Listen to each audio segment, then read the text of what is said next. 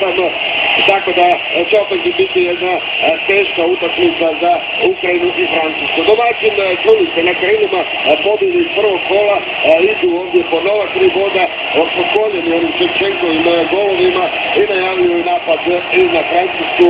Koja s druge strane nije oduševila, bili su bolji od Engleske, došlo 1-1 i sada nema više prava na pogrešku. Evo, naravno, na posljednjih mjesta ispunjena Donbass Arena, domaćini otvaraju ovaj stadion ovdje po svojom utakmicom.